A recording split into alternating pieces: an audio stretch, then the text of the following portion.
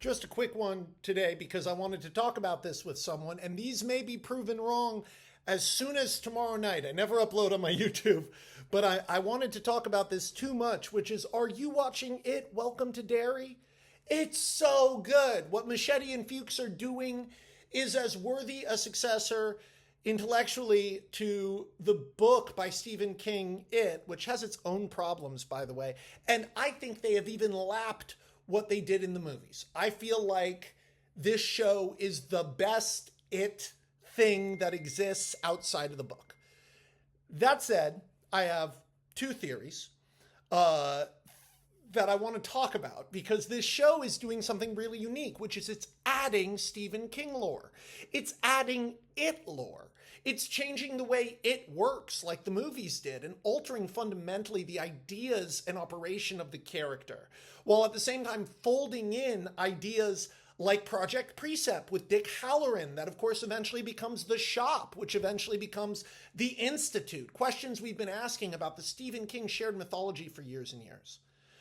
So what are my two theories about this show? They won't make sense if you're not watching the show. Theory one, Pennywise is a scar. I no longer believe that Bob Gray, the person Pennywise, the It entity, is imitating, the original Pennywise the Dancing Clown, I no longer believe he was a bad guy. Why? I'll tell you why.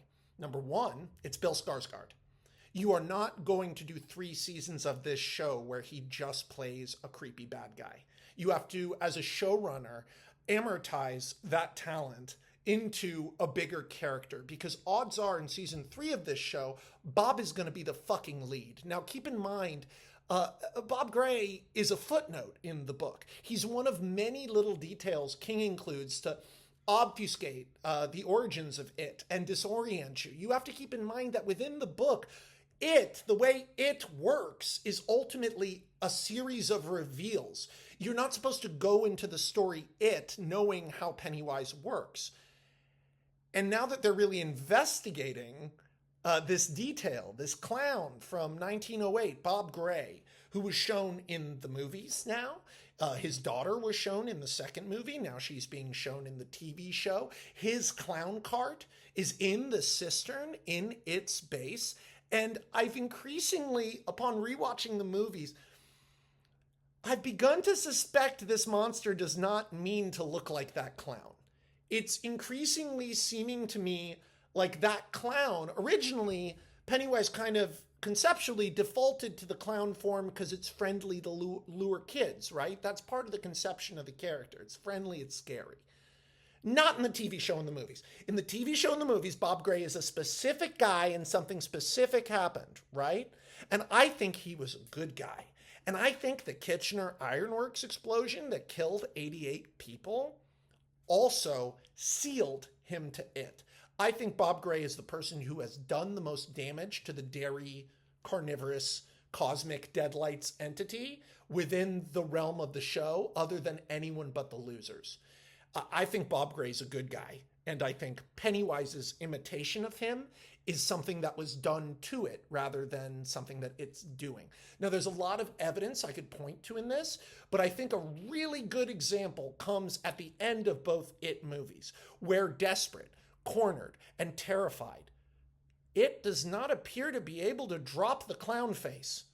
In fact, its final diminutive Pennywise baby form again feels like a parody of the monster it was. In the first movie, when he grows and they beat him with the pipes, he's still laughing convulsively, and it seems like it hurts him, even though you can visually see that Pennywise is scared. So that's theory one. Bob Gray is a good guy. Theory two.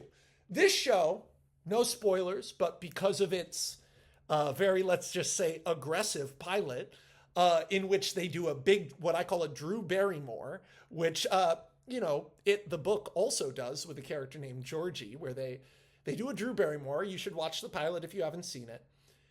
It has given an overall sense to the viewer that this is this nihilistic, dark show about a child predator who wins.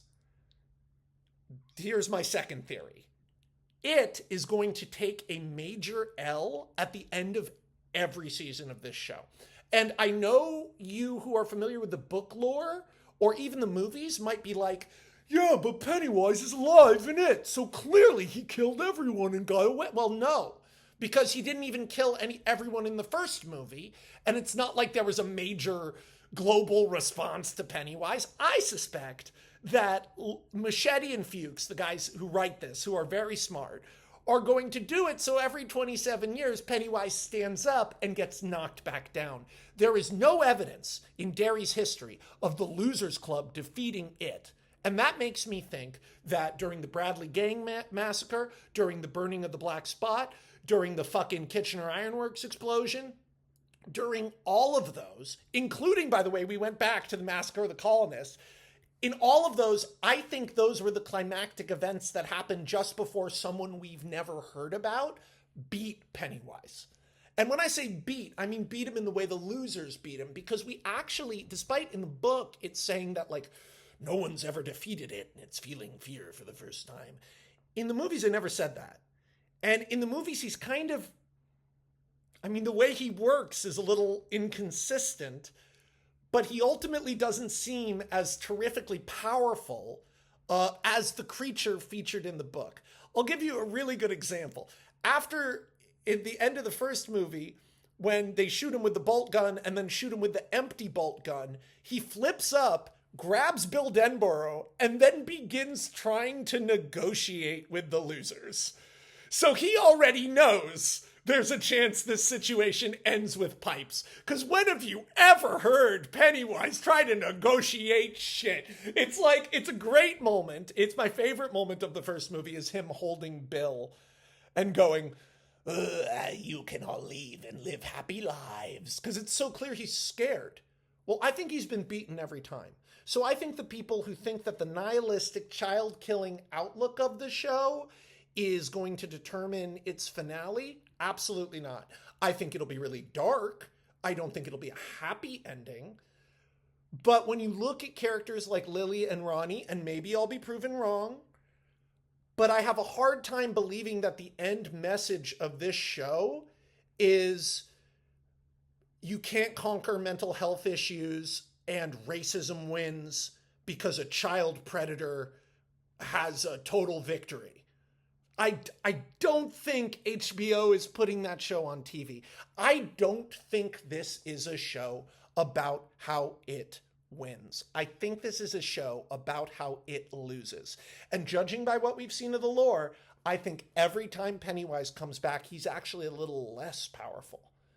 Eventually, trapped as a clown, he is yelled at to death by a group of people in their early 40s. You gotta keep that in mind. The turtle, we don't see the turtle protect them or any of the stuff from the book. Oh, the Losers Club, special stuff from the book. The book doesn't mean anything. The book is not meaningfully connected. That's like watching My Dirk Gently show and going, that's not like the book. It's like, yeah, it's not. It's not. It's a tribute to the book. TV show and movie are very much the same. And the book is about how friendship and love and hope win. I would be very hard-pressed to think every season of the TV show is going to end with a total L for all the humans and Pennywise riding off into the sunset. I put my money on it now, even though I might be proven later. Every season, the clown goes down. Bob Gray's a good guy. Every season ends in a Pennywise defeat. Those are my theories. They might be proven wrong. Talk about it in the comments.